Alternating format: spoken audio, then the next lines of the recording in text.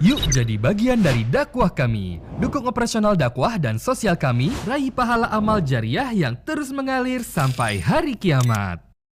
Assalamualaikum warahmatullahi wabarakatuh. Alhamdulillah, tidak pernah berhenti lisan kita memuji dan memuja Allah atas segala nikmat yang Allah berikan kepada kita. Termasuk Allah masih memberikan kita satu hari lagi umur, di mana seharusnya kita memaksimalkan di atas ketaatan kepadanya. Kita menyibukkan diri dari ilmu, iman, amal saleh, dan menjauhi semuanya pelanggaran-pelanggaran yang bisa mendatangkan hukuman Allah subhanahu wa ta'ala. Karena memang itulah tujuan utama kita diciptakan, sebagaimana Allah sebutkan dalam surah Az-Zariyat yang berbunyi, wa ma khalaqtul jinna wal insa illa liya'budun. Aku tidak ciptakan jin dan manusia kecuali untuk mengabdi atau beribadah kepadaku. Kalau besok juga Allah masih memberikan umur, sama halnya kita akan terus menyibukkan diri dengan tujuan utama kita diciptakan, yaitu beribadah, mengabdi kepada Allah subhanahu wa ta'ala, dan jauh dari perbuatan-perbuatan yang melanggar apa yang telah Allah larang untuk dilanggar. Begitu seterusnya sampai ajal datang, sehingga insya Allah kita akan maksimal mendapatkan balasan dari Allah subhanahu wa ta'ala. Maksudnya dari ketaatan tersebut diberikan pahala, dan juga dari menjauhi dosa akan diberikan juga balasan pahala. Selanjutnya kita panjatkan salam hormat kita kepada manusia yang telah membawa kepada kita syariat Allah subhanahu wa ta'ala, Nabi besar Muhammad sallallahu alaihi wa alihi wa sahbihi wasallam, sebagaimana Allah telah perintahkan kita untuk mengucapkan salam hormat tersebut. Seperti biasa, bila Allah subhanahu wa ta'ala mudahkan, kita akan lanjutkan pada buku Riyadhus Shalihin tulis oleh Imam Nawawi rahimahullah. Dan Alhamdulillah kita sudah menyelesaikan terakhir itu bab 184, masalah anjuran berkumpul untuk membaca Al-Quran, tepatnya hadis nomor 1030. Dan insyaAllah pada kesempatan ini kita akan masuk di bab baru, bab nomor 185, yaitu bab tentang keutamaan wudu. Mungkin sebagian orang di antara kita berpikir, wudu saya sudah tahu, apalagi sudah hampir tiap hari kita melakukan wudu ini karena memang berhubungan dengan masalah solat. Tapi permasalahannya cukup banyak di antara kita mungkin belum merenungi dan juga berusaha menjadikan targetnya keutamaan yang telah dijanjikan. Sebagaimana kita tahu dalam buku Riyadhus Shalihin ini menyebutkan tentang keutamaan-keutamaan apa saja yang kita dapatkan. Salah satu yang membuat kita bisa istiqamah atau konsisten dalam menjaga sebuah ibadah itu karena kita tahu keutamaannya. Makanya sering kami titik beratkan di pengajian, usahakan Bapak Ibu sekalian sebelum mengerjakan ibadah apapun, jangan kerjakan kecuali sudah mencari tahu tentang keutamaannya atau apa yang ibu dan bapak akan dapatkan kalau mengerjakan ibadah tersebut. Kalau bahasa ceramah biasanya fadilahnya. Itu di masa kita sekarang dengan handphone ini mungkin cuma butuh 5 menit saja. Tinggal searching di Google, keutamaan sholat duha, keutamaan sholat malam, keutamaan bakti sama orang tua, keutamaan jenguk orang sakit, keutamaan zikir, berdoa, baca Quran, dan segala macam hal-hal yang merupakan perintah agama. Kita baca mungkin 2-3 dalil. Kalau kita bisa menyelesaikan satu artikel cukup bagus. Atau kalau kita mungkin lebih suka dengan visual dan audio, kita sudah bisa ke media-media sekarang seperti Instagram, YouTube, TikTok, dan seterusnya. Maka kita akan lebih termotivasi karena kita tahu ada sesuatu yang kita dapatkan di situ. Ada sesuatu yang kita dapatkan dari ibadah tersebut. Nah, ini juga sudah pernah kita ingatkan di kelas kita ini dari sebelum pandemi dulu. Demikian pula kalau Bapak Ibu sekalian ingin meninggalkan satu perbuatan dosa. Kalau kita terbiasa dengan satu pelanggaran tertentu, mungkin setiap orang di antara kita lebih tahu dosa apa yang dia geluti misalnya, masih sulit dia tinggalkan.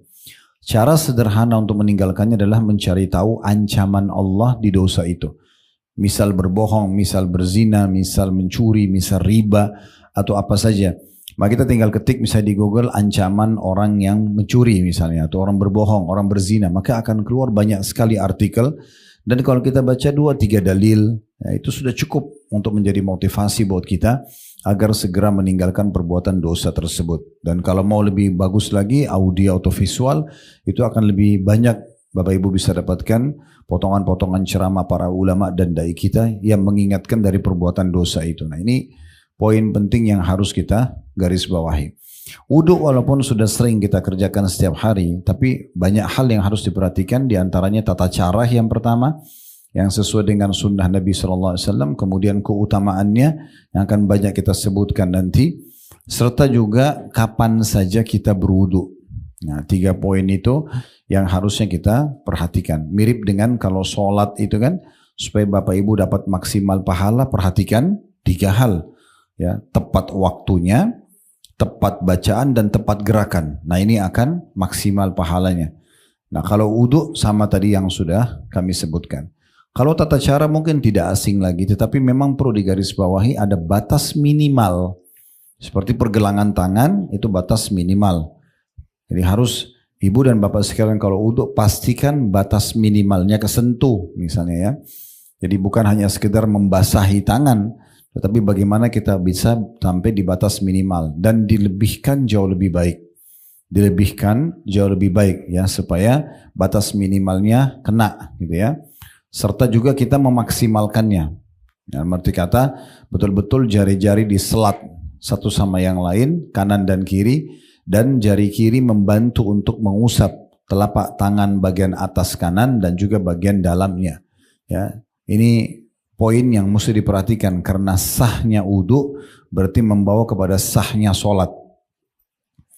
Batalnya wudhu atau tidak sempurnanya maka akan juga mempengaruhi pada masalah sholat. Dan itu, ini perlu digarisbawahi sehingga kita betul-betul maksimal. Makanya semua hadis nanti yang kita akan bacakan selalu berbunyi kata Nabi SAW, siapa yang wudhu dan menyempurnakan wudhunya, dalam makna yang lain membaguskan wudhunya misalnya. Nah itu karena betul-betul memang dia menjaga, dia tidak tergesa-gesa. Setelah telapak tangan dua-dua kiri kanan, sebagaimana sudah kita tahu, dan juga perlu diikuti air tidak boleh mubadzir. Dibuka keran secukupnya, karena semua akan ditanya oleh Allah Subhanahu Wa Taala. Lalu kita basuh 1 kali, selesai, kemudian baru 2 kali, kemudian 3 kali. Setelah itu baru kita pindah ke kumur-kumur dan menghirup air di hidung. Diistilahkan dalam agama kita atau bahasa Arab madmadah dan istinshaq.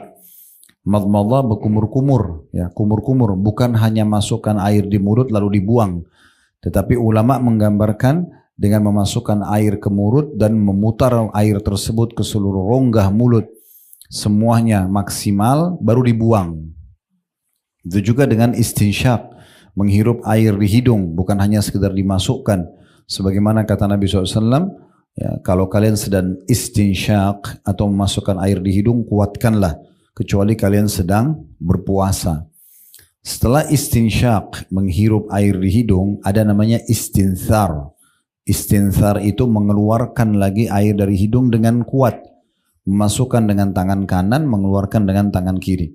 Jadi satu cakup telapak tangan kanan itu sudah cukup untuk masukkan setengahnya ke mulut sambil kumur-kumur maksimal, sisanya dihirup di hidung, kemudian dikeluarkan dengan tangan kiri, lalu setelah itu baru yang dari mulutnya dibuang. Sehingga tidak perlu tergesa-gesa untuk mengeluarkan. Karena nanti kita akan lihat bagaimana keutamaan luar biasa ya. Karena semua gerakan ini akan menggugurkan dosa-dosa dan dosa-dosa akan jatuh bersamaan dengan tetesan air terakhir. Jadi kalau kita maksimalkan dengan kumur-kumur akan jatuh dosa di telapak tangan tadi jatuh dosa dari tangan, kalau dari mulut akan jatuh dari mulut, kalau dari hidung akan keluar dosa dari hidung, kalau dari muka jatuh dari mata gitu ya. Di kepala juga begitu dan kaki juga begitu. Semuanya akan menggugurkan dosa-dosa dan juga akan mendatangkan maksimal cahaya pada hari kiamat. Dalam sebuah riwayat, Nabi SAW mengatakan, aku ingin sekali bertemu dengan saudara-saudaraku. Maka kata para sahabat, ya Rasulullah, kami saudara-saudara Anda. Kata Nabi SAW, bukan. Kalian adalah sahabat-sahabatku. Saudara-saudaraku yang datang nanti sepeninggalku. Maksudnya kita-kita ini. Karena kita tidak sempat ketemu dengan Nabi SAW. Maka para sahabat mengatakan, ya Rasulullah, bagaimana Anda mengenal mereka nanti? Sementara Anda ketemu sama mereka nanti di mahsyar. Kita nggak ketemu sama Nabi di dunia. Maka beliau mengatakan, bukankah pemilik kuda yang memiliki kuda cukup banyak, tapi ada di antara kuda itu yang memiliki bulu berwarna putih di daerah dahinya, biasa ada di dahi kuda itu bulu, kemudian di keempat kakinya berbulu putih. Dia bisa bedakan dengan kuda-kuda yang lain. Maka kata para sahabat, iya. Kata Nabi SAW, begitulah umatku akan datang hari kiamat, dari tempat wudhunya akan keluar cahaya ya, yang nampak nanti. Jadi kelihatan gitu ya, itu mengeluarkan cahaya pada hari kiamat. Jadi banyak sekali yang bisa didapatkan. Oleh karena itu jangan anggap remeh masalah ini ya. Dalam riwayat Abu Hurairah, saking pentingnya memperhatikan tentang batas minimal wudhu, beliau mengatakan wailun lil aqab. Sungguh kecelakaan dan siksaan bagi orang yang tidak menyentuhkan air di mata kakinya. Karena batas minimal di kaki adalah mata kaki. Ya, dilebihkan lebih baik. Ya. Juga ada hadis yang menyebutkan tentang masalah perhiasan seorang mukmin nanti akan memenuhi semua anggota tubuh yang tersentuh dengan air wudhunya. Makanya Abu Hurairah radhiyallahu anhu pernah wudhu, beliau lipat jubahnya karena jubahnya cukup besar, dilipat sampai ke pundaknya kiri kanan. Kemudian beliau wudhu dan membiarkan air sampai ke lengannya. Ada seseorang tabi'in mengatakan, wahai Abu Hurairah, wudhu apa ini? Saya belum pernah lihat ada wudhu seperti ini. Maka kata Abu Hurairah, kalau seandainya kau tidak melihat dan bertanya, saya tidak akan jelaskan. Tapi saya telah mendengarkan Rasulullah SAW bersabda, sungguh perhiasan seorang mukmin akan memenuhi seluruh anggota tubuhnya yang tersentuh dengan air wudhunya. Di hari kiamat nanti akan diberikan begitu. Kita tentu tidak perlu membayangkan mungkin perhiasannya adalah gelang emas atau yang jelas akan diberikan perhiasan nanti dari bekas wudhunya itu. Jadi memang wudhu ini penting untuk diperhatikan. Begitu juga dengan wajah, dari awal tumbuhnya rambut sampai ke dagu dan dari kuping kanan ke kuping kiri. Semuanya harus kena air wudhu tersebut. Kemudian tangan sampai ke siku. Nah biasanya yang tidak kena siku bagian bawah ya, karena buru-buruhnya. Maka kita pastikan menarik telapak tangan kiri sampai ke siku, diputar baru ke atas lagi. Atau dari atas kita pastikan siku kena semua, baru kemudian ke jari-jari kita. Begitu juga dengan kepala yang disebutkan dalam hadis-hadis yang sahih, Nabi SAW mengambil air dengan dua telapak tangan, kemudian meletakkan di awal tumbuhnya rambut, kemudian menarik sampai ke tengkuk, kemudian kembali lagi, lalu memasukkan jari telunjuk ke dalam kuping, dan ibu jari memutar di belakang kuping. Ini semua anggota tubuh diusap sampai 3 kali kecuali kepala. Ini hanya sekali saja. Bagi ibu-ibu yang punya rambut panjang bisa pada saat sampai ke belakang itu ditepuk-tepuk ke atas saja. Ya. Kemudian begitu juga dengan kaki, minimal adalah mata kaki. Dilebihkan lebih bagus. Dan boleh berwudhu dalam kondisi kita mandi ya, selepas mandi, maaf mungkin lagi di kamar mandi sendirian tidak berbusana, tidak ada masalah ya. Karena pernah ada ditanyakan di pengajian, apakah boleh wudhu dalam kondisi tidak berbusana? Kalau dia di kamar mandi sendirian tidak ada masalah. Itu gambaran-gambaran dasarnya tentang masalah wudhu ini. Dan di bab 185 ini, tepatnya di halaman 681 ya, diangkat dalil yang rinci dari surah Al-Ma'idah, surah nomor 5 ayat 6 tentang masalah wudhu. Ini adalah ayat Al-Quran yang paling rinci menjelaskan masalah wudhu. Saya bacakan surah Al-Ma'idah ayat 6, bunyinya, Ya ayyuhalladzina amanu idza qumtum ila sholati faghsilu wujuhakum wa aydiyakum ila al-marafiqi wamsahu bi ru'usikum wa arjulakum ila al-ka'bain wa in kuntum junuban fattahharu wa in kuntum marda aw ala safarin aw jaa ahadun minkum minal ghaiti aw lamastumun nisaa falam tajidu ma'an fatayammamu sa'idan tayyiban famsahu bi wujuhikum wa aydikum min Ma yuridullahu liyaj'ala 'alaikum min harajin walakin yuridu liyutahhirakum wa liyutimma ni'matahu 'alaikum la'allakum tashkurun.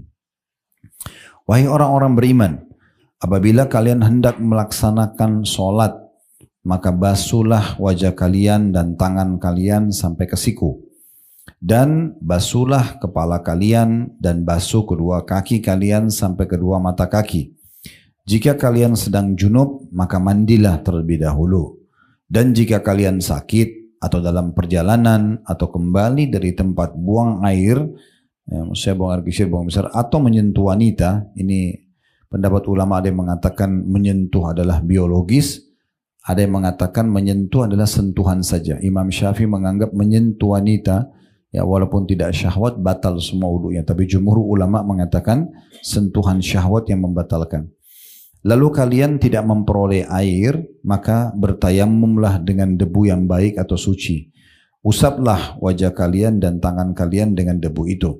Allah tidak ingin menyulitkan kalian, tetapi Dia hendak membersihkan kalian dan menyempurnakan nikmatnya bagi kalian agar kalian bersyukur. Ayat ini menjelaskan kepada kita tentang 3 hukum syar'i. Yang pertama, adanya perintah untuk wudu pada saat mau sholat dan disebutkan tata caranya. Tangan sama wajah jadi satu kesatuan disebutkan, kemudian kepala sendiri dan kaki sendiri. Ya, walaupun kita sudah tahu tata cara wudu sebagaimana sudah kami jelaskan tadi. Kemudian juga yang kedua, hukumnya adalah wajibnya orang mandi junub. Ya, pada saat memang mereka dalam kondisi junub. Junub itu bisa karena interaksi biologis, bisa juga baik klimaks atau tidak. Ya. Makanya Nabi SAW menjelaskan kalau sudah tersentuh kemaluan dengan kemaluan maka wajiblah mandi. Ya. Kalau tidak ada pelapisnya, walaupun tidak sampai klimaks, tetap saja wajib mandi junub. Itu juga orang yang mimpi basah, ya, itu juga wajib mandi junub. Dan mandi junub tentunya mandi seperti biasa, cuma kalau mau sempurnakan, kalau Anda mandi umum seperti mandi biasa langsung shower dinyalakan mandi itu juga boleh. Itu sudah memenuhi syarat, yang penting seluruh tubuh tersentuh dengan air. Atau kalau mau ikuti sempurnanya sunnah adalah membasuh ya, telapak tangan, wajah, kemudian membersihkan kemaluan sampai bersih, lalu uduk seperti uduk sholat, lalu mengambil air dan memegang sisi kanan kepala sampai terasa air itu tersentuh di kulit kepala, baru menyiram sisi kanan badan, lalu seluruh tubuh. Ini tata cara mandi junubnya, umumnya seperti itu. Dan ulama menganjurkan agar mandi junub tidak ditunda. Ya, kalau selesai interaksi biologis ataupun dalam kondisi junub itu tidak ditunda. Kalaupun harus ditunda, misalnya orang interaksi suami istri biologis, kemudian dia tunda besok pagi, misalnya malam hari dia tunda menjelang subuh, itu nggak masalah, tapi dianjurkan uduk dulu sebelum tidur dengan cara membersihkan kemaluan lalu uduk. Disebutkan dalam riwayat Umar radhiyallahu anhu, beliau mengatakan, ya Rasulullah, semalam saya sempat tidur dalam kondisi junub, ya, tidak sempat mandi. Maka kata Nabi SAW, ya harusnya kalaupun kau begitu, maka beruduklah dulu baru tidur. Kemudian ada poin yang ketiga, hukum yang ketiga, masalah hukum tayammum. Dan tayammum kalau air tidak ada. Kalau air tidak ada. Dan disebutkan caranya di sini ya, hanya 1 kali tepuk saja, kemudian diusap, di sini dikatakan wajah dan tangan. Ya, itu sudah cukup. Ya, jangan 1 kali tepuk, wajah diusap, kemudian diusap juga tangannya kanan dan kiri. Itu sudah cukup dengan 1 kali tepukan. Dan debu ini tidak harus debu yang banyak tentunya, seperti di bus, di kereta, di pesawat, itu sudah bisa dari kursi kita ya, atau di meja. Itu umumnya ada debu-debu di situ ya, walaupun tidak tebal. Tapi ini syaratnya kalau tidak ada air ya.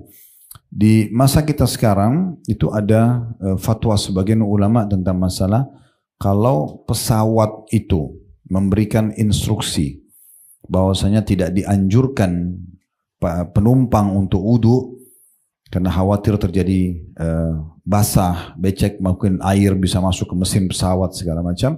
Karena saya pernah bicara dengan beberapa pilot dan juga teman-teman kita yang bertugas di pesawat pramugara tepatnya waktu itu, terus dijelaskan, mereka tanya, Ustadz gimana ya, kami memang tidak mengizinkan penumpang untuk wudu.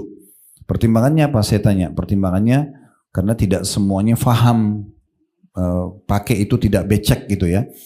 Kalau memang mereka faham satu persatu sudah mungkin dididik atau belajar sebelum naik pesawat, mereka cuma pakai. Kan itu sebenarnya bisa tidak basah kemana-mana ya. Kerannya dipakai, cuma diusap saja telapak tangan, dan kalau dalam kondisi begitu sekali-sekali saja. Kemudian sekali kumur-kumur sama hidung itu juga dibuang, jangan sampai mercik sana sini gitu kan.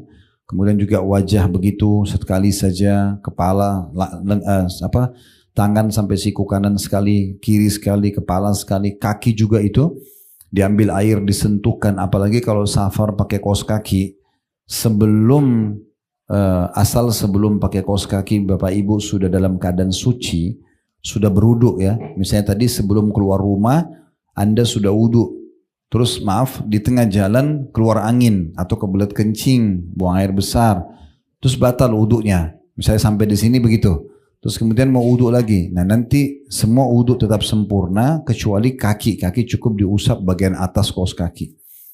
Diusap saja sedikit dengan air. Ya. Itu berlaku bagi mukim sehari semalam dan bagi musafir 3 hari 3 malam. Kan itu. Tapi hukum ini tidak semua penumpang faham. Biasanya mereka tidak faham, malah basah semuanya di sana sini. Gitu ya. Nah ini dikhawatirkan malah berpengaruh pada mesin pesawat, berpengaruh pada ini dan itu. Belum lagi airnya mungkin mereka tidak tahu pakai, akhirnya mubazir dan bisa habis stok air, perjalanan jauh, sekian umroh misalnya 9 jam pesawat, itu belum tentu cukup. Maka di saat seperti itu keluar fatwa sebagian ulama memang menganjurkan tayamum walaupun ada air. Walaupun ada air gitu ya. Jadi ini termasuk bagian daripada hukum yang bisa diambil daripada ayat ini, ya 3 buah hukum. Sekarang kita masuk ke hadis pertama dalam bab kita ini, bab nomor 185, hadis nomor 1031 dari awal belajar. Berbunyi dari Abu Hurairah radhiyallahu anhu, beliau berkata, saya mendengar Rasulullah sallallahu alaihi wasallam bersabda, "Inna ummati yud'auna yawmal qiyamati gurran muhajjalina min atharil wudu'. Faman istata'a minkum an yutila gurratahu falyaf'al." Hadis riwayat Bukhari dan Muslim. Ya. Terjemahannya kata Nabi SAW, sungguhnya umatku akan dipanggil pada hari kiamat nanti dalam keadaan wajah, tangan dan kaki mereka bersinar cemerlang karena bekas wudu.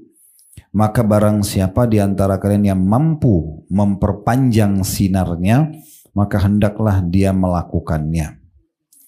Dari hadits ini kita ambil pelajaran yang pertama, seperti biasa kita korek mutiara ilmunya, adanya mukjizat Nabi SAW berupa informasi.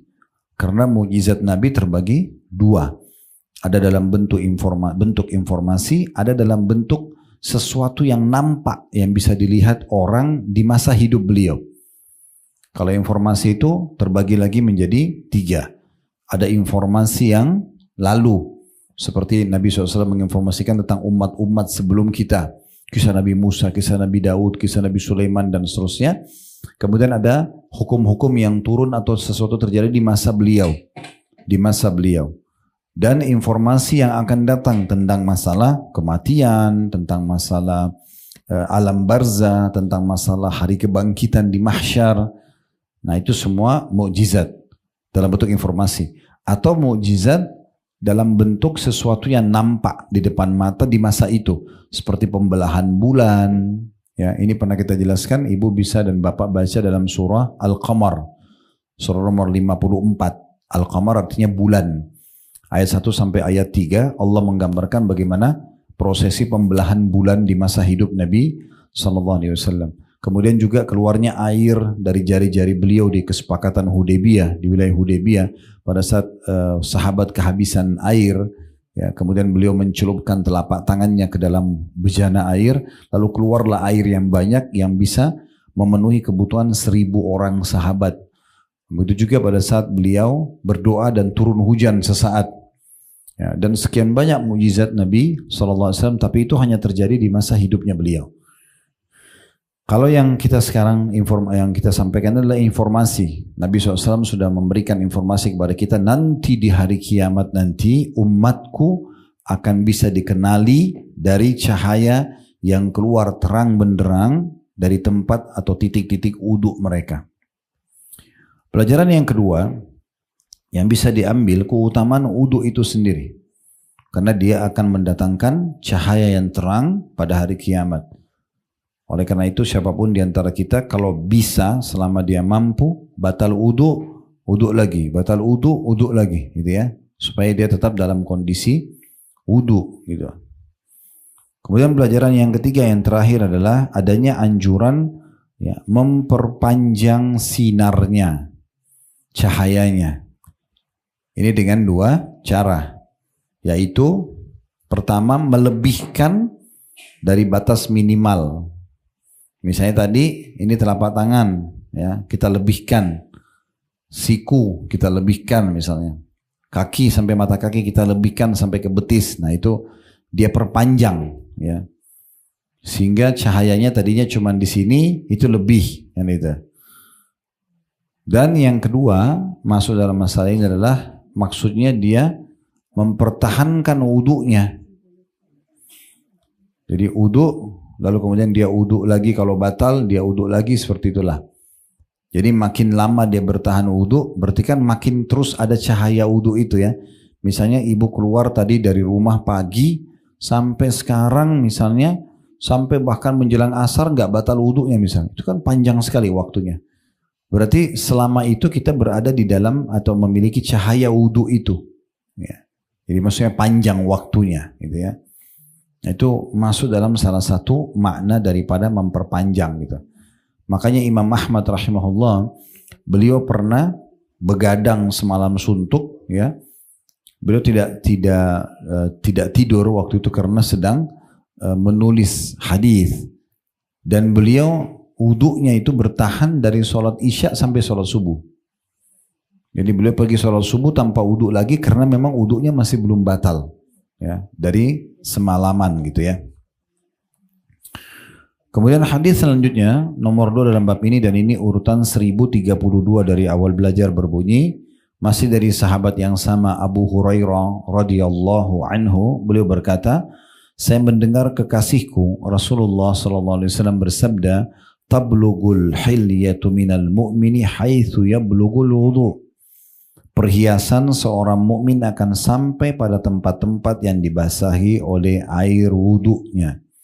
Diriwayatkan oleh Imam Muslim. Dari hadis ini kita bisa mengambil sebuah pelajaran tambahan daripada hadis sebelumnya, yaitu bahwasanya wudu itu akan mendatangkan perhiasan bagi seorang mukmin di hari kiamat nanti.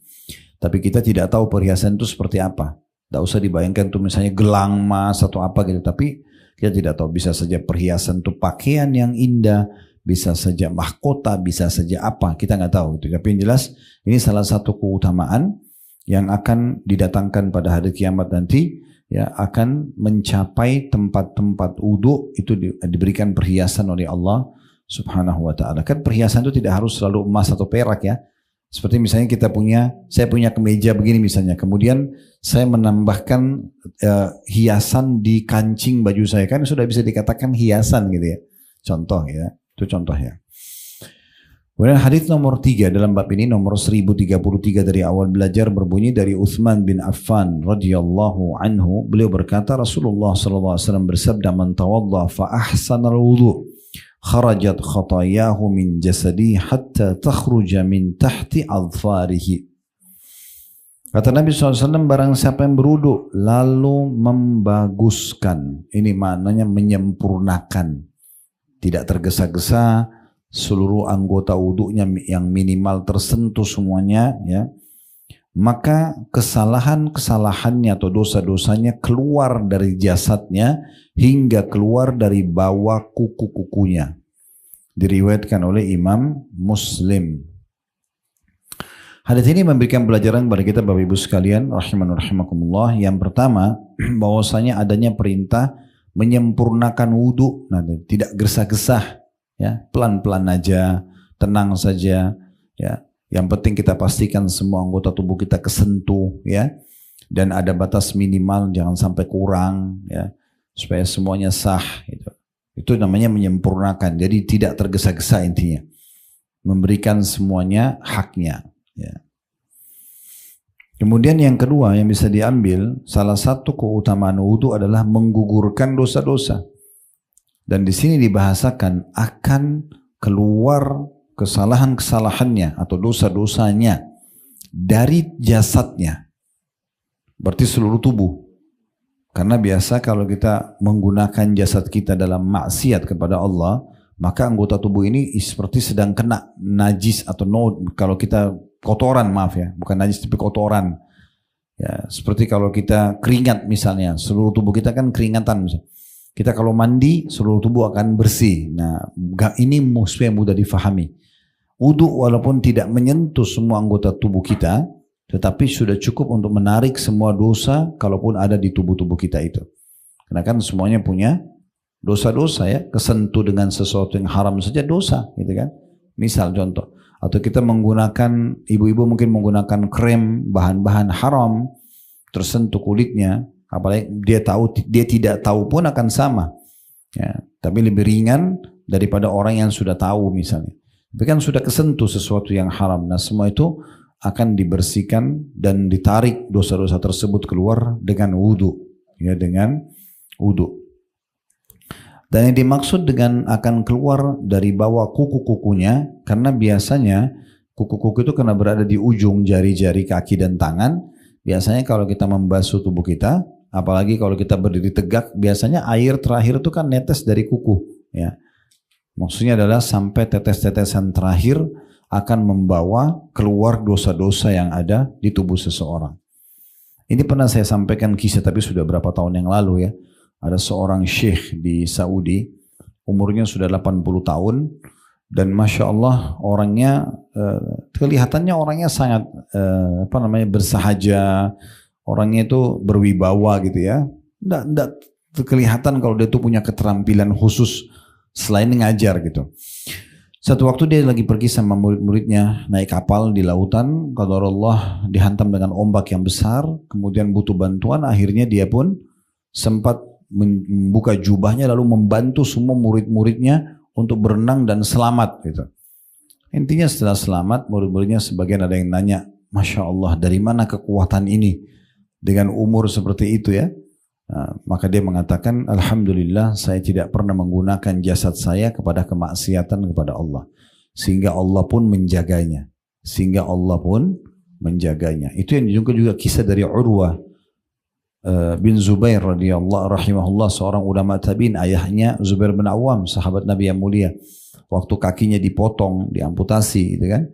Maka dia minta kakinya lalu dia mengatakan, Alhamdulillah yang telah mengamanahkan kamu di tubuhku selama 40 tahun belum pernah satu kali pun aku gunakan engkau melangkah menuju ke tempat-tempat maksiat atau dosa itu.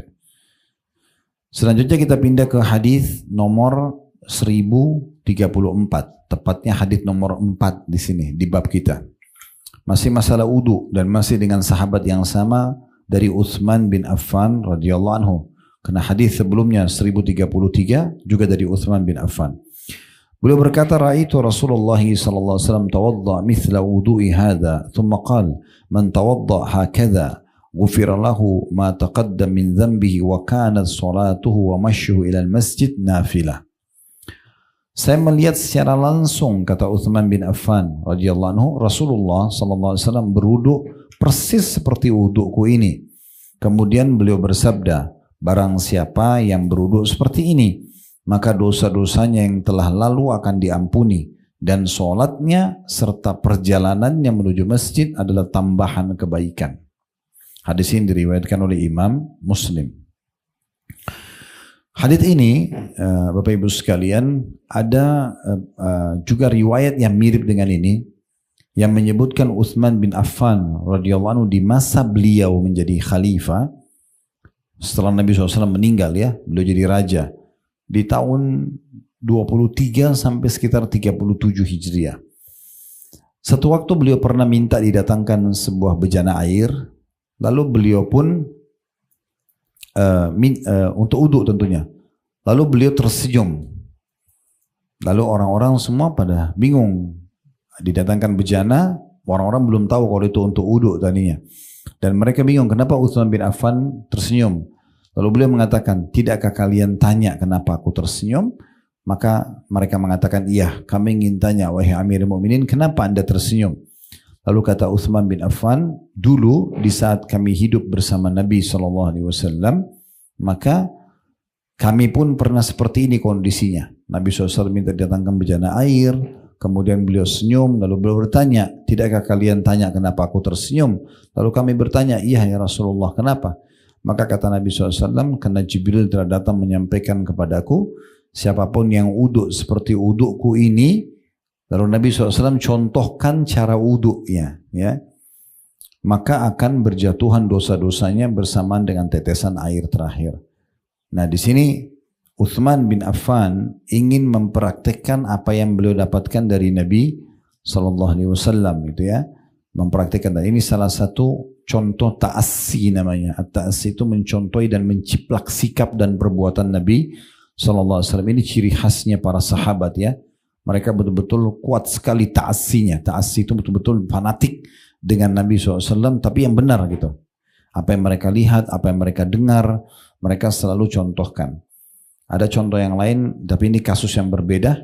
Ibnu Umar, Abdullah bin Umar pernah di musim haji datang ke sebuah pohon, lalu beliau selesaikan hajatnya di bawah pohon itu, dan beliau mengatakan waktu Nabi SAW haji, beliau pernah mampir di pohon ini dan beliau pernah selesaikan hajatnya di bawah pohon itu. Jadi untuk mencontohi Nabi SAW. Baik, kita ambil pelajaran langsung dari hadis ini. Yang pertama, kedudukan Uthman bin Affan radhiyallahu anhu. Ini kedudukan khusus beliau. Dan kita sudah bilang di kelas hadis kita ini, kalau ada seorang sahabat menjadi penyebab kronologis hadis itu tersebutkan, dia menceritakan, maka kita sebutkan sebagai keutamaan beliau. Dan di sini Utsman bin Affan mengatakan, saya lihat langsung Nabi wudu, gitu kan? Dan seperti ini. Lalu kemudian Utsman contohkan wudunya Nabi SAW. Ini kedudukan Utsman sendiri. Yang kedua, pelajarannya, pentingnya seseorang itu menukil ilmu yang sudah dia pelajari. Jangan ilmu itu hanya tinggal pada kita saja sendiri. Makanya kata Nabi SAW, balighu anni walau ayah. Sampaikan dariku walaupun sebuah ayat saja. Walaupun sebuah ayat saja. Jadi ini poin penting untuk digarisbawahi, bagaimana kita mencontohi itu, ya, dari Nabi SAW atau dari guru kita, ya itu. Jadi kalau misalnya ibu sudah dan bapak menguasai satu substansial agama kita, misalnya bab wudu ini sekarang, maka kita bukan hanya sekedar praktekin buat diri kita, tapi bagaimana kita sampaikan pada orang lain, pada anak-anak, pada pasangan. Kita buat kesimpulannya, di share di grup. Mungkin dari sekian banyak hadis ada satu hadis yang bapak ibu pilih, ya, kemudian dijadikan sebagai bahan renungan atau informasi hari ini di statusnya, di medianya, itu jauh lebih bermanfaat. Sehingga bisa saja mungkin subhanallah dari sekian banyak orang yang lihat, mungkin ada 1-2 orang yang belajar mengambil ilmu dari situ, itu sangat besar manfaatnya. Karena hadiah yang terbaik yang kita berikan pada orang itu adalah ilmu. Kalau makanan, minuman, pakaian bisa habis, gitu. Tapi kalau ilmu sekali kita berikan kepada orang tersebut, walaupun dia belum praktikkan, dia sudah tahu. Kapan saja dia praktikin, maka akan menjadi amal jariah yang besar buat kita tentunya.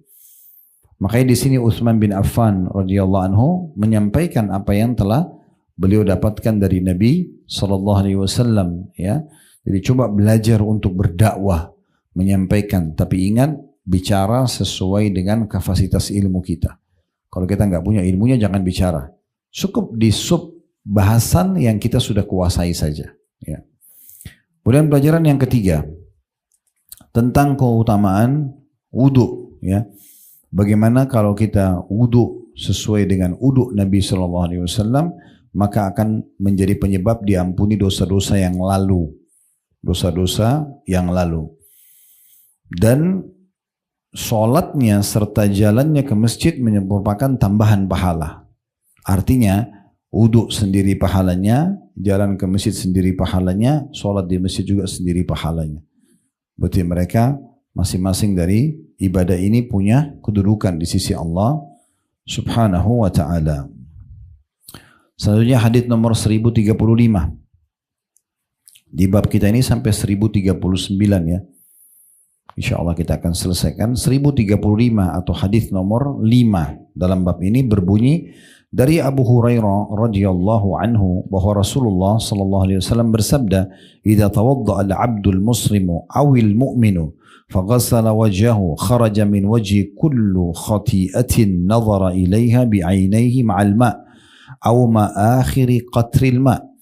فإذا غسل يديه خرج من يديه كل خطيئة كان بتشتها يداه مع الماء أو مع آخر قطر الماء فإذا غسل رجليه خرجت كل خطيئة مشتها رجلاه مع الماء أو مع آخر قطر الماء حتى يخرج نقيا من الذنوب. Kata Nabi SAW, apabila seorang hamba muslim atau mukmin berwudu, ketika dia membasuh wajahnya, maka keluarlah dari wajahnya semua dosa yang pernah dilihat dengan kedua matanya, bersama dengan air atau bersama tetesan air yang terakhir.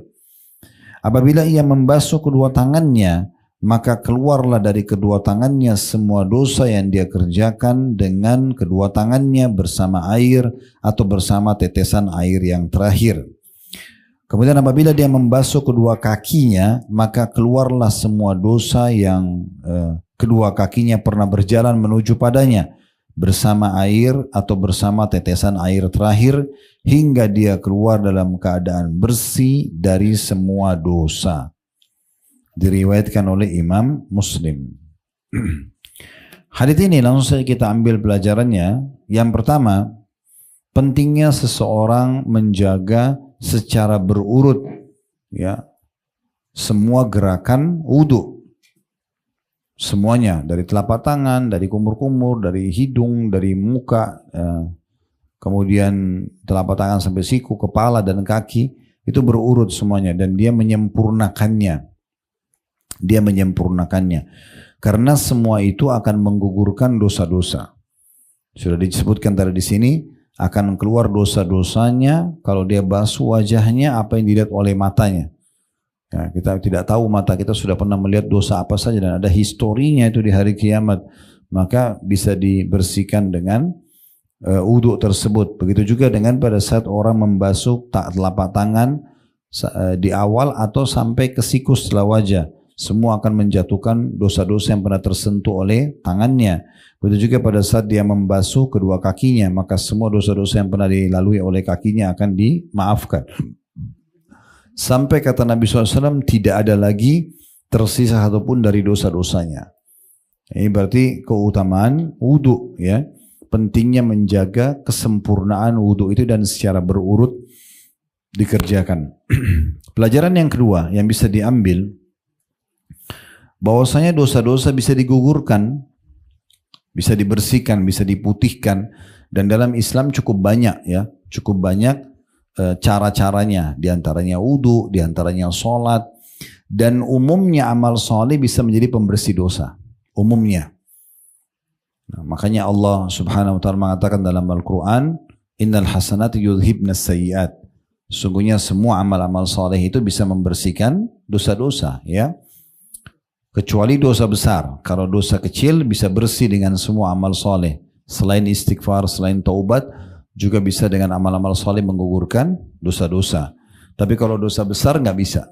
Kalau masih ingat, kita pernah ingatkan di awal-awal kelas kita itu, ya, Imam Nawawi rahimahullah mengatakan taubat nasuha dari dosa besar harus memenuhi 3 syarat mutlak. Meninggalkan dosa itu seketika. Lagi zina, lagi bohong, lagi riba, lagi ghibah, lagi mencuri, berhenti. Kemudian yang kedua, sesali. Yang ketiga, berjanji sama Allah tidak akan mengulanginya. Nah, dengan itu maka dia akan lepas dari dosa-dosa besar. Jadi di sini dimaksudkan adalah dosa-dosa kecil, ya. Wudu tidak bisa menggugurkan dosa-dosa besar. Dosa besar harus dengan taubat nasuha dengan 3 syarat tadi. Meninggalkan dosa itu seketika, menyesali dan janji sama Allah tidak akan mengulanginya. Baru bisa bersih dosa-dosanya. Pelajaran ketiga yang bisa diambil dari hadis ini, bahwasanya adanya efek buruk dari dosa itu sendiri. Efek buruk dari dosa. Kan dosa itu bahasa kita mungkin pelanggaran, ya. Semua pelanggaran akan sangat dekat dengan konsekuensi hukuman. Ya, jadi jangan dianggap remeh. Beda sekali antara seorang pegawai di perusahaan, dia menjaga sekali sikap dia, perbuatan dia, dan dia tidak mau melanggar apapun yang berhubungan dengan peraturan perusahaan yang dilarang untuk dilanggar, misalnya, akan beda sekali prestasi dia di perusahaan dengan orang yang ugal-ugalan. Udah gak apa-apa lah, yang gak dilihat sama atasan lah, atau gak apa-apa mungkin sekali 2 kali melanggar, yang penting kan mayoritasnya tidak, itu akan beda. Apalagi kalau orang yang sama sekali tidak peduli, selalu melanggar, maka itu sangat dekat dan rentan sekali dengan hukuman, ya. Jadi jangan pernah dianggap remeh. Walaupun dia dosa kecil, kalau dia akumulasi bisa menjadi dosa besar. Nabi SAW menggambarkan tentang masalah itu dalam sebuah hadis beliau. Perumpamaan dosa-dosa kecil itu seperti satu kaum, satu kafilah lagi jalan, kemudian mereka istirahat di sebuah tempat. Lalu pimpinan kafilah itu berkata, coba kumpulkan untuk aku ranting-ranting. Maka setiap anggota kafilah mengumpulkan ranting-ranting, ranting kecil saja. Tetapi karena semua ngumpul, diakumulasi, maka akan bisa mendatangkan api yang besar. Nah, seperti itulah perumpamaan dosa kecil yang selalu diakumulasikan dan dianggap remeh, seakan-akan tidak akan ada efeknya. Nah, ini keliru, ya. Oleh karena itu jangan dibuka pintu itu, ya, jangan dibuka pintu itu. Sebenarnya kita tidak butuh energi khusus untuk meninggalkan dosa, cukup sibukkan diri dengan amal soleh, dosa akan ditinggalkan. Yang jadi masalah, kadang-kadang kita ini malas berbuat ibadah, amal soleh itu, sehingga pintu dosa terbuka. Kapan pintu dosa terbuka? Kalau banyak waktu lowong, ya. Kita lagi tidak sibuk dengan aktivitas, maka pintu dosa terbuka. Makanya kebanyakan orang buat dosa di malam hari, karena malam itu lebih santai, orang sudah saatnya istirahat. Nah, biasa begitu. Tapi kalau kita sibuk dari zikir ke doa, ke baca Quran, majelis ilmu, terus dari ibadah, maka dengan sendirinya kita akan selamat dari dosa-dosa itu tentunya. Kemudian pelajaran yang terakhir, bahwasanya setiap anggota tubuh memang punya pelanggaran-pelanggaran sendiri. Dan di sini yang dimaksud bisa dibersihkan dosa-dosanya kalau dosa itu berhubungan dengan haknya Allah. Kayak misalnya di sini kalau dia basuh wajahnya jatuh dosa dari matanya. Nah, mata yang dia gunakan untuk melakukan pelanggaran hukum Allah, misalnya pelanggaran misalnya yang dilarang oleh Allah, kayak dia nonton yang tidak benar, itu memang melanggar hukumnya Allah, ya, peraturan Allah. Tetapi kalau dia gunakan mata ini justru untuk menyakiti manusia, maka tidak bisa gugur dengan wudhu. Karena ada haknya orang. Seperti misalnya sengaja dia pelototin orang, nyakitin orang misalnya dengan matanya. Itu nggak masuk dalam ini. Begitu juga dengan tangan. Tangan di sini maksudnya adalah gugurnya dosa di tangan yang dijama oleh tangan adalah berhubungan dengan pelanggaran hukum Allah Subhanahu wa taala. Dia pernah menjama sesuatu yang haram, menyentuh lawan jenisnya misalnya, itu kan haram, tapi itu melanggar hukum Allah. Tapi kalau dia mencuri, dia ngambil benda orang, maka ini tidak masuk dalam hadis ini. Gak bisa mencuri itu gugur dengan wudu misalnya, gitu kan? Nah, begitu juga dengan di sini dikatakan dilangkahi oleh kaki. Kalau dia melangkah kaki menuju ke tempat perzinahan, itu berarti melanggar hukumnya Allah. Allah bisa maafkan, bisa saja, ya. Zinanya dia tobat, langkah-langkah kakinya bisa dengan wudu tadi. Tapi kalau dia melangkah kaki untuk membunuh orang, untuk menyakiti orang, manusia dia, ini beda ini langkah kakinya, kan gitu. Jadi kita harus bedakan, karena dosa itu dibagi dua. Ada dosa berhubungan dengan haknya Allah, pelanggaran yang merupakan melanggar hukumnya Allah. Ada dosa yang berhubungan dengan hak makhluk. Makanya Nabi SAW mengatakan di hari kiamat nanti, buku amal yang berisikan dosa-dosa yang merupakan haknya Allah, itu bisa saja Allah maafkan. Masih sangat terbuka karena Allah itu ghafur, afu, maha pengampun, maha suka memaafkan gitu ya. Kata Nabi SAW kecuali satu sijil itu kayak satu bagian dari buku dia, laporan dosanya, Allah tidak akan ikut campur. Sampai pemilik haknya memaafkan, itu adalah berhubungan dengan makhluk. Kayak orang pernah ghibah, fitnah, mukul, mencuri, membunuh, apalah segala macam.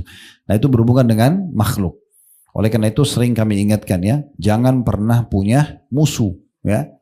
Orang musuh kita terserah, tapi kita jangan masuk ke ranah orang lain.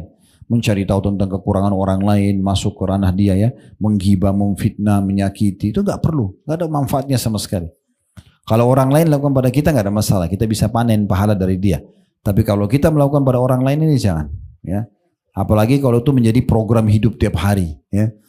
Selalu kalau buka handphone, baca grup, atau dia kirim ke grup, yang pertama pasti informasi gosip misalnya. Nah ini kan jadi masalah. Lalu tersebar. Ingat ada sebuah hadis yang sangat tegas ya. Hati-hati dengan itu.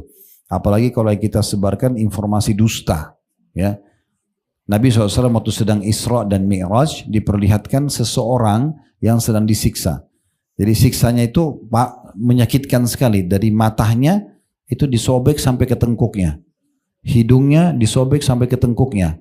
mulutnya disobek sampai ke tengkuknya, sampai ke batang leher belakang. Lalu Nabi SAW tanya, siapa orang ini? Tanya kepada Jibril. Jibril SAW mengatakan orang ini adalah seseorang yang keluar dari rumahnya menyebarkan informasi bohong, ya, hoax, nggak ada kebenarannya, kemudian tersebar ke seluruh pelosok muka bumi. Sudah susah dia kontrol gitu kan, karena dia sudah sebarin.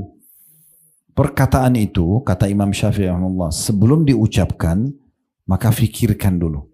Mendatangkan maslahat secara agama atau tidak. Kalau datangkan mudarat bahkan jangan diucapkan. Karena perkataan itu selama kita belum lemparkan, masih milik kita. Kita masih bisa berhentikan, kita masih bisa telan lah ya. Tapi kalau sudah diucapkan ini jadi bola liar. Apalagi kita sebarin informasi tentang seseorang, kita belum tahu kevalitannya. Sedangkan benar saja tidak boleh kita sebarin. Apalagi kalau tidak benar. Gitu ya. Jadi jangan begitu dapat informasi di grup langsung mengasakan itu seperti sebuah emas. Dapat emas lalu disebarluaskan. Apalagi berhubungan dengan masalah gosip orang gitu ya.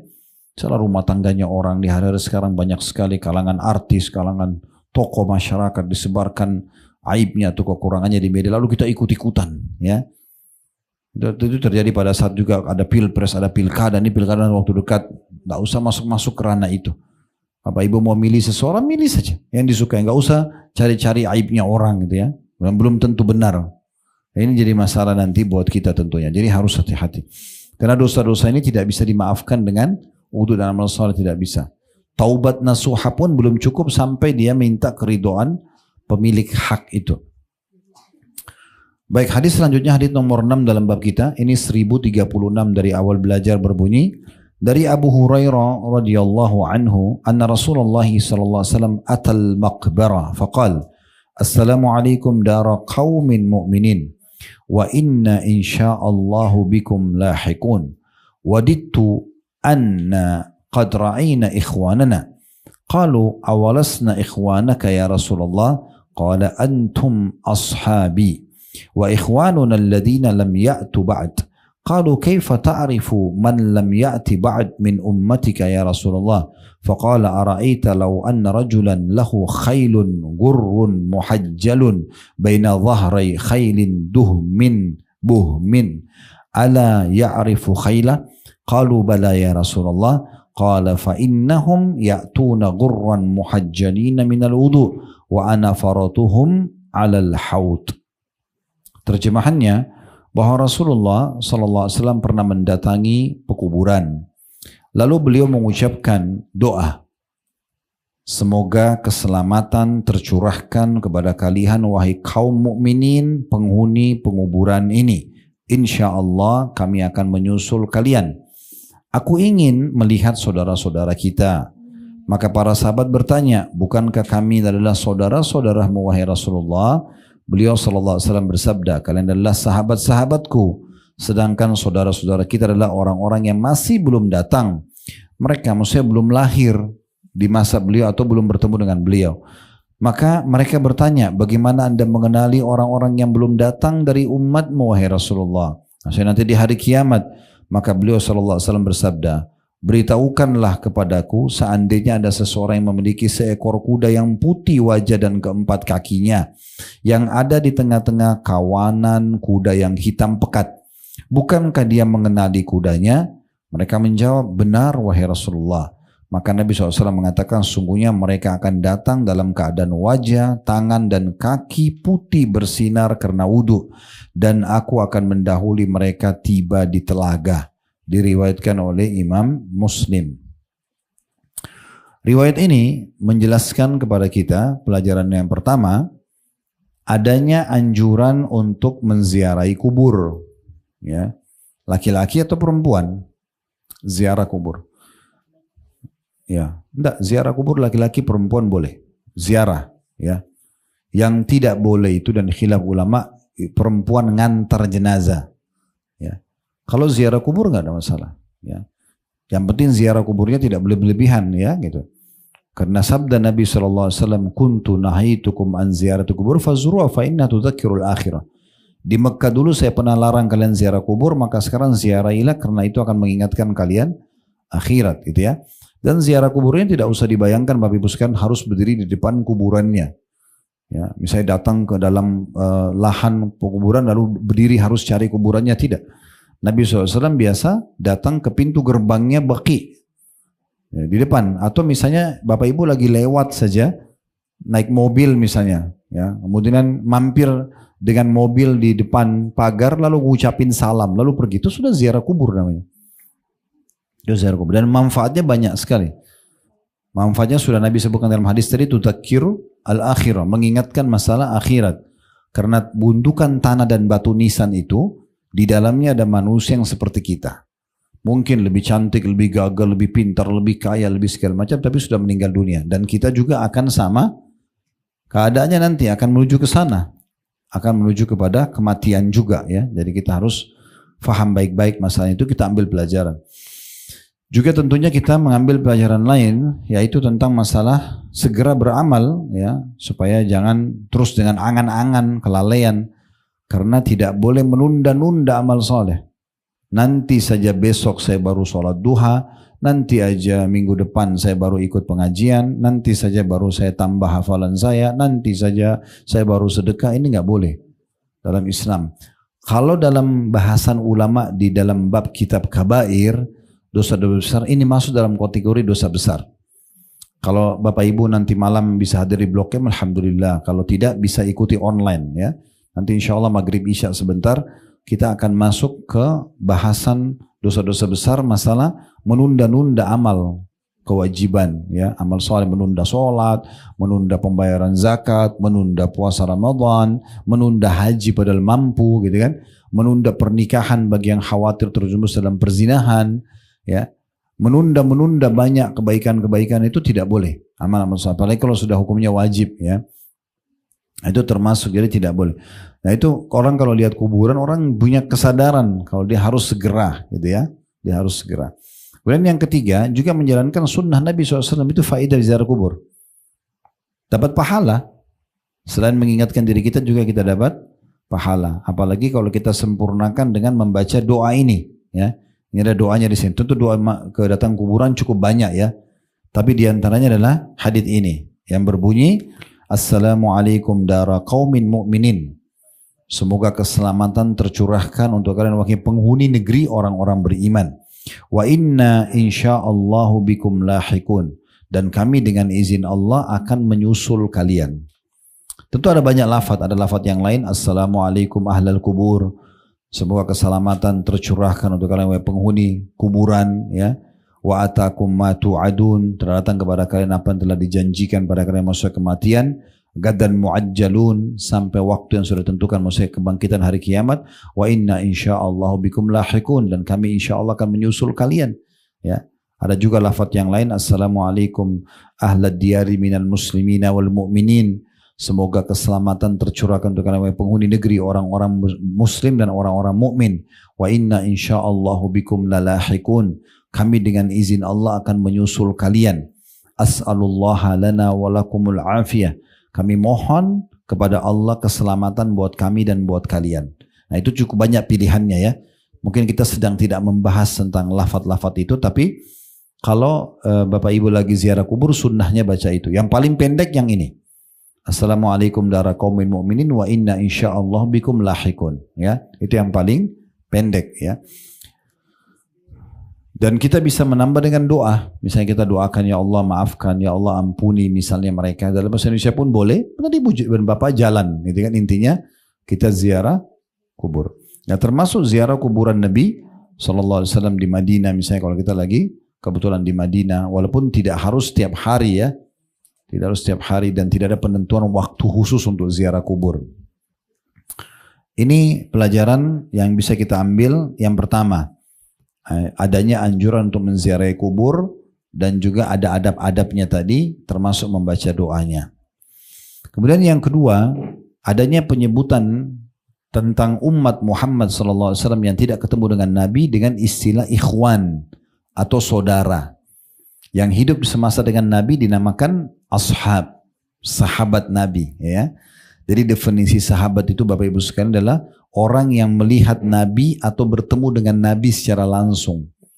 Melihat Nabi dengan mata kepala atau bertemu Nabi secara langsung. Kalau dia buta misalnya seperti Abdullah bin Maktum, sahabat Nabi buta, tapi dia hidup berinteraksi dengan Nabi, ya. Siapapun yang melihat Nabi atau bertemu dengan Nabi secara langsung, beriman kepada beliau dan meninggal dalam keadaan iman itu baru definisi sahabat. Jadi ada orang yang hidup Bapak Ibu sekalian di masa Nabi tapi nggak ketemu sama Nabi. Seperti kasus Uwais Al-Qarni, ya. Beliau tinggal di Yaman, beliau hidup di masa Nabi, beriman di masa Nabi, tapi beliau tidak sempat masuk Islam. Ada juga kalau salah Abu Muslim Khulani, seorang tabi'in yang masyhur, itu hidup di masa Nabi tapi tidak sempat ketemu dengan Nabi. Itu kan diistilahkan dengan tabi'in besar gitu ya. Nah, orang-orang yang tidak hidup dan tidak bertemu dengan Nabi diistilahkan oleh Nabi dengan ikhwan, berarti saudara. Ini sebuah kemuliaan yang luar biasa. Nabi anggap kita saudaranya walaupun kita tidak sempat ketemu. Kemudian ini juga bisa dipakai istilah kata sebagian ulama untuk semua muslim. Karena Allah mengatakan innamal mu'minuna ikhwah. Semua orang-orang beriman adalah saudara. Ya, jadi kita bisa menganggap semua muslim itu adalah saudara kita. Pelajaran yang ketiga, adanya kedudukan para sahabat. Kalau tadi selain sahabat, karena para sahabat mengatakan begini, ya Rasulullah, bukan kami saudara Anda? Kata Nabi, bukan, kalian sahabatku. Nah, sahabat ini punya kedudukan sangat tinggi, ya, sangat tinggi. Mereka ini manusia-manusia mulia. Makanya Abdullah bin Mas'ud radhiyallahu anhu mengatakan, Allah melihat hati hamba-hambanya yang paling suci dan bersih adalah hati Muhammad sallallahu alaihi wasallam. Maka diangkatlah dia menjadi sebagai penutup Nabi dan Rasul. Lalu Allah melihat hati-hati yang paling bersih setelah Nabi Muhammad adalah hati-hati para sahabatnya. Maka dipilihlah mereka menjadi pendamping-pendampingnya, penolong-penolongnya, ya, sahabat-sahabatnya. Karena kita kalau hidup di masa itu, Bapak Ibu sekalian, belum tentu kita jadi penolong Nabi. Ya? Ini sering saya sampaikan di pengajian. Bayangkan kalau kita hidup di fase Mekah dulu, bangunan masih biasa dari tanah liat, tidak ada lampu, ya, belum ada media kayak sekarang. Ada orang buta huruf, tidak bisa baca, tidak bisa nulis, ngaku nabi. Dan orang beriman masuk surga, orang kafir masuk neraka. Kira-kira kita jadi Abu Bakar atau Abu Jahal deh? Kan gitu. Karena nggak mudah beriman di masa itu, kan gitu. Kalau sekarang Quran sudah ada terjemahan bahasa Indonesia, dalam bahasa Inggris ada, dan macam bahasa lah. Ulama-ulama dai sudah banyak yang menyampaikan pengajian. Kita gampang sekali beriman di masa sekarang. Kalau masa itu baru berapa ayat turun Al-Quran, itu nggak gampang orang beriman gitu ya. Makanya menjadi sahabat itu nggak mudah. Ya. Memang harus orang-orang luar biasa. Apalagi di masa itu ya. Intinya begitu. Orang tidak bisa baca, nggak bisa nulis. Tiba-tiba ini adalah, bukan tiba-tiba memang. Dia memang sebelum bukan nabi terus jadi nabi. Ya. Terus kemudian yang beriman masuk surga, yang kafir masuk neraka. Itu nggak mudah itu ya. Itu kedudukan para sahabat. Kemudian pelajaran yang keempat yang bisa diambil adalah Nabi SAW memberikan gambaran mengenal kita nanti di hari kiamat justru dari bekas air wudhu kita. Dan Nabi berikan perumpamaan tadi di sini, bagaimana kalau seseorang itu memiliki kuda, di wajah dan keempat kakinya kuda itu berbulu putih. Bukankah dia bisa membedakan di tengah-tengah kawanan kuda yang hitam, gitu kan? Pasti punya ciri khas kalau kuda itu ada bulu di dahinya putih dan di empat kakinya juga putih. Maka begitulah Nabi SAW mengatakan orang-orang yang beriman pada beliau akan datang dari tempat wudhunya keluar cahaya yang terang benderang. Baik, 3 hadis yang terakhir dalam bab wudhu kita tutup dengan ini. Hadis nomor 1037 dari awal belajar, dan ini urutan 7 dalam bab kita. Dari Abu Hurairah radhiyallahu anhu, beliau mengatakan bahwa Rasulullah SAW bersabda, "Ala adullukum ala ma yamhu Allahu bihil khataya wa yarfa'u bihid darajat." Qalu bala ya Rasulullah, qala isbagul wudu'i 'ala al-makarih wa kathratul khuta' ila al-masajid wa intidharus salati ba'da as-salah fadzalikumur ribat. Artinya, kata Nabi SAW, maukah aku tunjukkan kepada kalian sesuatu yang karenanya Allah akan menghapus dosa-dosa dan Allah akan mengangkat derajat-derajat. Mereka menjawab, ya wahai Rasulullah. Maka Nabi SAW mengatakan, menyempurnakan wudhu di saat-saat yang tidak disukai.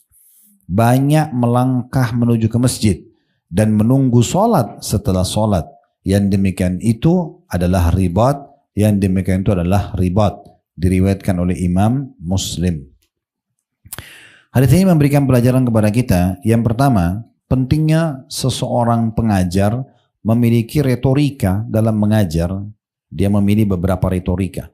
Ada saatnya seorang pengajar langsung masuk ke poin bahasan, ada saatnya dia melempar pertanyaan untuk mengetahui respon audiensnya, ada saatnya mungkin ya dia malah memberikan kesempatan mereka bertanya, ya, misal berbagai macam cara. Nabi SAW menggunakan semua retorika itu. Di sini beliau menggunakan retorika, mau nggak saya tunjukkan untuk kalian amal yang paling cepat memaafkan dosa, membersihkan dosa dan juga mengangkat derajat. Ini kan menarik perhatian audiens. Nabi SAW bisa saja langsung menyampaikan, wudu itu bisa gugurin dosa loh. Misal, bisa ngangkat derajat kan selesai. Tapi Nabi ingin menarik perhatian audiens. Nah ini bisa Bapak Ibu pakai metode juga pada saat ngajar anak-anak ya. Mau nggak ibu ajarin ini atau ayah ajarin ini? Mau nggak diinformasikan ini? Itu memang lebih membuat orang penasaran biasanya. Nah, itu metode salah satu metode baik dalam mengajar. Kemudian pelajaran yang kedua, kedudukan wudu itu sendiri. Ya. Bagaimana dia paling cepat menghapuskan dosa-dosa dan mengangkat derajat. Tetapi dalam hadits ini disebutkan sedikit ekstra, yaitu wudu di waktu-waktu yang dibenci. Nah, waktu dibenci itu misalnya orang kalau sudah mau tidur, kan salah satu sunnah wudu itu kalau mau tidur. Misalnya karena ngantuk, kita udah malas, nah itu waktu-waktu dibenci. Atau kita wudu setelah batal wudu, sekarang habis wudu, ibu batal. Bapak sekalian malas wudu lagi. Nah itu waktu dibenci sebenarnya. Atau wudu di musim dingin. Misal. Jadi dingin banget terus kemudian kita harus wudu lagi pada saat batal misalnya. Nah itu seperti itulah. Nah ini semua waktu-waktu yang dibenci. Kalau kita wudu di waktu itu justru paling banyak mengangkat derajat dan menghapuskan dosa-dosa. Oleh karena itu mulai sekarang jangan tidur kecuali wudu. Mungkin godaan setan memang kadang-kadang datang menggoda kita atau mengganggu. Tapi kita lawan. Coba wudu aja. Tidak ada susahnya. 5 menit, kurang dari 5 menit selesai wudu itu. Jatuh dosa-dosanya. Mendatangkan cahaya pada hari kiamat. Paling cepat mengangkat derajat. Kenapa enggak wudu? Kan gitu. Jadi sudah harus selesai nih urusan nunda-nunda. Udahlah wudu cuman sunnah. Ibu harus paham dan bapak sekalian. Sunnah pun perintah agama. Kan gitu. Bukan berarti sunnah lalu kita tinggalkan. Kemudian pelajaran yang selanjutnya, pelajaran yang ketiga ya, bahwasanya salah satu juga yang cepat mengangkat derajat di surga dan mengampuni dosa, banyaknya langkah menuju ke masjid. Nah, ini kalau pendapat ulama tentu yang ditekankan adalah laki-laki ya, walaupun perempuan boleh ke masjid, tetap perempuan lebih afdal sholat di rumah.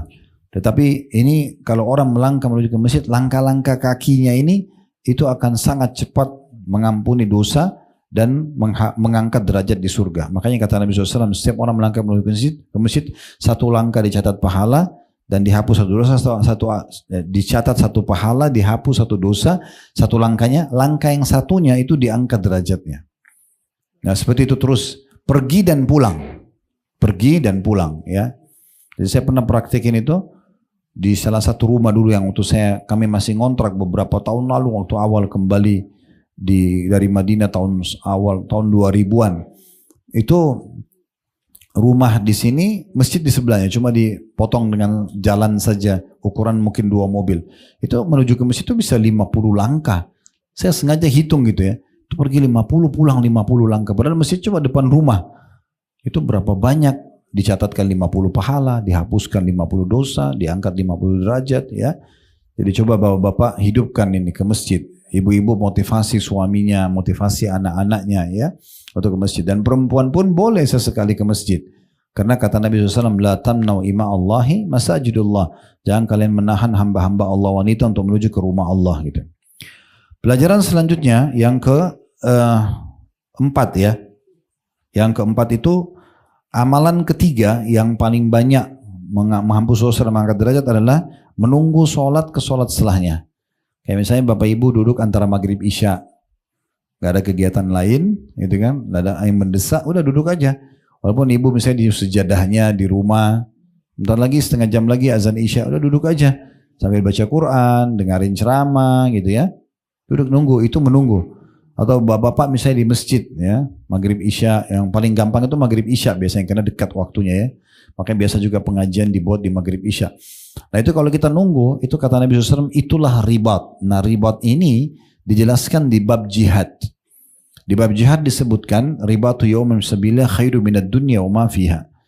Ribat satu hari di jalan Allah di medan perang itu lebih baik daripada dunia dan seluruh isinya. Apa itu ribat? Ibu dan bapak berjaga-jaga di perbatasan antara muslim sama orang kafir di medan perang.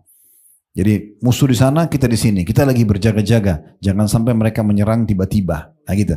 Itu namanya ribat. Sehari semalam ribat lebih baik daripada dunia dan seluruh isinya. Nah, orang kalau tidak lagi di medan perang, bagaimana saya dapat pahala ini? Caranya duduk antara sholat dengan sholat setelahnya. Itu akan mendapatkan pahala ribat. Dua buah hadis terakhir, hadis nomor 1038 dari awal belajar dan urutan 8 dalam bab kita. Dari Abu Malik al-Ash'ari radhiyallahu anhu, beliau berkata Rasulullah SAW bersabda, at-tuhuru syatrul iman. Bersuci itu adalah setengah dari keimanan. Diriwayatkan oleh Imam Muslim. Lalu kata Imam Nawawi, hadis ini selengkapnya telah hadir dalam bab sabar. Dalam bab ini juga ada hadis dari Amr bin Abbasa yang telah hadir di akhir bab harapan. Dan hadis tersebut adalah hadis agung yang berisikan sejumlah kebaikan. Artinya hadis ini panjang, ya. Cuma karena Imam Nawawi ingin mendatangkan saksi bahasanya saja tentang wudu, maka datangkan potongan ini. At-tuhuru syatrul iman. Bersuci itu, ya, nah dari buang air besar, buang air kecil, wudu, mandi, itu setengah dari keimanan. Dan ini merupakan ciri khas Islam, ya, ciri khas Islam. Bagaimana memang kita harus selalu bersuci. Ada, maaf ini cerita yang saya temukan. Ada seorang pencuci pakaian mahasiswa di Inggris, ibu-ibu itu masuk Islam hanya karena mencuci pakaian dalam. Jadi dia suka mencuci laundrynya anak-anak mahasiswa muslim sama non-muslim. Dia kaget melihat selalu menemukan celana dalam anak-anak muslim itu lebih bersih. Celana orang non-muslim pasti lebih kotor. Karena mereka kencing, tidak cebok, buang air besar, tidak cebok, pakai tisu, jadi kotor. Sementara yang muslim selalu bersih, gitu kan. Hanya dia bertanya-tanya kepada mahasiswa muslim, ada apa? Kenapa saya temukan ini? Mereka mengatakan karena kami diwajibkan untuk bersuci. Status kencing saja membuat ibadah kami gak diterima. Gak diterima sholatnya, batal wudunya. Keluar angin saja, batal wudu, kan gitu. Saking sucinya agama Islam. Dan memang Allah menciptakan fitrah kita suka dengan yang bersih, ya. Makanya kita kalau cium bau wangi, lihat tempat penataan yang rapi, pasti kita suka.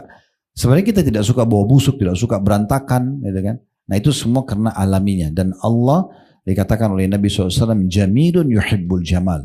Allah indah, bersih, rapi, dan suka dengan semua itu.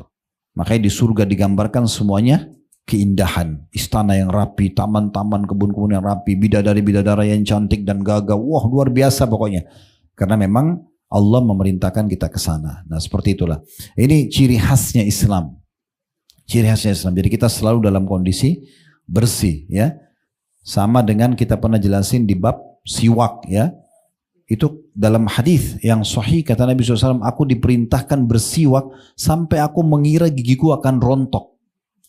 Ya. Saking seringnya riwayat Nabi diperintahkan bersiwak sampai Nabi mengatakan saya diperintahkan bersiwak sampai saya kira gigiku akan rontok. Orang biasa sikat gigi 2 kali 3 kali sehari. Dalam Islam disuruh belasan kali. Ini pernah kita jelasin, ya. Karena Nabi SAW mengatakan kalau saya tidak beratkan umatku, saya akan perintahkan mereka bersiwak setiap kali mau sholat. Sholat wajib aja 5 kali. Siwak itu sama dengan sikat gigi. Ya. Kalau dihubungkan dengan sholat sunnah, ya, ada qobliyah, ba'diyah, ada duha, ada sholat malam, ada wudu, sholat, itu belasan kali. Bahkan bisa puluhan kali kita bersihkan gigi setiap hari. Dan akhir sunnah yang Nabi SAW tunjukkan sebelum beliau wafat menggunakan siwak. Padahal beliau sudah mau meninggal dunia. Dalam Islam jenazah saja dimandikan, dibersihkan. Padahal sebentar lagi masuk kuburan, ditutup sama tanah. Tapi tetap disuruh menjaga kebersihan tersebut. Ya, jadi berarti di sini juga pelajaran penting, ya. Dalam Islam tidak boleh sengaja kita buat baju kita berantakan, badan kita bau, itu nggak boleh dalam Islam. Tidak boleh bahkan kita membuka celah orang lain menilai kita negatif, nggak boleh dalam Islam. Jangan berikan celah itu. Kita selalu menjaga sudah baik. Sampai ada sahabat mengatakannya, Rasulullah, apakah termasuk kesombongan kalau aku berharap tidak ada yang menyaingiku? Sebagaimana Anda lihat, kebetulan sahabat ini tampan sekali. Lalu dia mengatakan, sebagaimana Anda lihat bagaimana Allah berikan saya ketampanan, Saya tidak mau ada menyaingi saya dari kerapian, dari kebersihan. Semua dijaga, bajunya, sisiran rambutnya, sendal, sepatunya, semua rapi. Kata Nabi SAW, tidak. Itu tidak masuk dalam kesombongan. Itu boleh dalam Islam. Asal kita tidak niat untuk menghina dan menjatuhkan orang lain. Kita hanya untuk menikmati buat diri kita. Itu tidak ada larangan dalam Islam. Baik, yang terakhir hadis kita nomor 1039. Dan ini urutan 9 ya. Di dalam bab kita ini. Dan insya Allah kedepannya kita akan pindah nanti di bab 186 tentang bab keutamaan azan tentunya. Hadis terakhir ini nomor 1039 berbunyi dari Umar. Hah? Sudah. 1038 at-tahuru syatrul iman tadi. Yang suci bagian daripada keimanan kan. Ini yang panjang lebar tadi kita ceritakan nih, tentang surga, tentang bersih segala macam. Baik, 1039 berbunyi dari Umar bin Khattab radhiyallahu anhu, dari Nabi sallallahu alaihi wasallam, beliau bersabda, "Ma minkum min ahadin yatawadda fayablughu aw fayusbigul wudu'a thumma yaqul asyhadu an la ilaha illallah wahdahu la syarika lah wa asyhadu anna Muhammadan abduhu wa rasuluh illa futihat lahu abwabul jannati tsamaniyatu yadkhulu min ayyiha sya'." Tidak ada seorang pun dari kalian yang berwudu dengan bersungguh-sungguh atau menyempurnakan wudunya, kemudian berdoa. Ini doanya ya. Dia ucapkan syahadat. Asyhadu an la ilaha illallah wahdahu la syarikalah. Saya bersaksi tidak ada Tuhan yang berhak disembah kecuali Allah dan tidak ada sekutu bersamanya. Wa asyhadu anna Muhammadan abdu wa rasuluh. Saya bersaksi bahwa saya Muhammad adalah hamba juga utusannya. Ya. Melainkan dibukakan untuknya pintu-pintu surga yang 8, dia boleh masuk dari pintu mana saja yang dia suka. Hadis diriwayatkan oleh Imam Muslim. Kalau kita mau lihat hadis yang paling agung keutamaan dalam wudhu, ya hadis ini. Hanya wudhu, lalu syahadat setelahnya, dibukakan 8 pintu surga. Dia boleh pilih yang mana dia mau masuk. Ini luar biasa. Ya. Keutamaan yang tidak terhingga gitu. Ada tambahan di sebelahnya. Itu tadi riwayat Imam Muslim ya, masih berlanjut, dan riwayat Tirmidzi di halaman 686-nya ditambahkan, Allahumma ja'alni minat tawwabin wa ja'alni minal mutatahhirin. Ya Allah, jadikanlah aku termasuk orang-orang yang senantiasa bertaubat dan jadikanlah aku termasuk orang-orang yang senantiasa bersuci. Baik, dari hadis ini kita ambil pelajaran yang pertama, adanya perintah menyempurnakan wudu, tidak tergesa-gesa. Titik minimalnya harus kena ya, pelan-pelan dinikmati prosesnya dan jangan mubazir airnya. Ingat, transisi-transisi itu ditutup dulu kerannya, itu juga penting ya. Misalnya transisi dari membasuh telapak kanan 3 kali ke kiri, itu bisa dimatikan dulu kerannya misalnya. Atau dari telapak kanan dan kiri ini ke kepala misalnya, atau transisi dari kepala ke kaki, atau kaki kanan ke kaki kiri, ini masih bisa kita tutup dulu kerannya, jangan mubazir. Apalagi ada kadang-kadang orang buka keran sambil ngobrol sama temannya. Ini nggak dipakai airnya nih, ini nggak bisa ya. Ini mubazir dalam air tersebut termasuk dilarang ya. Itu kesempurnaan. Ini yang pertama, adanya perintah menyempurnakan wudu. Yang kedua, adanya anjuran mengucapkan 2 kalimat syahadat selepas wudu. Ya, tapi ada kata-kata la syarikalah. Asyhadu an la ilaha illallah wahdahu la syarikalah. Wa asyhadu anna Muhammadan abdu wa rasuluh. Adanya anjuran ini, dan ini berarti menandakan memang dalam Islam kita dianjurkan mengulang-ulangi syahadat ya. Pengulangan syahadat ini ada di azan. Kan kita dianjurkan itu ya. Kata Nabi SAW, kalau kalian dengarkan muadzin, ucapkan seperti yang diucapkan oleh muadzin. Berarti pada saat muadzin bilang juga asyhadu an la ilaha illallah, kita juga bilang asyhadu an la ilaha illallah. Dia mengatakan asyhadu anna Muhammad Rasulullah, kita juga mengatakan asyhadu anna. Itu kita disuruh ulangi. Ada juga pengulangan syahadat di tahiyat. Asyhadu an la ilaha illallah, ada ulah syarika asyhadu anna Muhammadan abduhu wa rasul, itu kan ada. Baru kita baca salawat misalnya. Adanya syahadat pada saat kita sedang ya habis wudu seperti ini, dan kita wudu 1 hari bisa beberapa kali. Berarti beberapa kali kita perbaharui syahadat. Nah, salah satu hikmahnya kata ulama, kenapa diulang-ulangi syahadat ini? Karena dikhawatirkan jangan sampai dalam detik-detik hidup kita ada terlewatkan sempat kita melakukan perbuatan atau sikap kekufuran lalu kita meninggal dalam keadaan kafir. Ya, misal kan orang bisa kafir dengan kata-kata saja. Kan itu. Bisa ada orang mengatakan, naudzubillah, dia bercanda mengatakan saya keluar dari Islam, misal bercanda sama teman-temannya atau apa, bisa saja dia keluar dari Islam. Gitu. Makanya kalau tidak salah Ibnu Taimiyah dinukil pernah rahimahullah syahadat didengar oleh muridnya. Lalu ditanya, kenapa anda syahadat imam? Imam itu kayak kita kiai atau ustaz. Dia mengatakan, saya khawatir kalau detik-detik hidup saya lewati, ternyata saya kufur, saya tidak sengaja, maka syahadat ini memperbaharuinya. Syahadat ini memperbaharuinya. Itu salah satu manfaatnya. Ya. Kemudian pelajaran yang terakhir, keutamaan wudu. Ini pelajaran yang ketiga, bahwasanya siapa yang wudu kemudian diikuti dengan syahadat, maka akan dibukakan baginya 8 pintu surga. Dia boleh minta dia masuk dari pintu yang mana.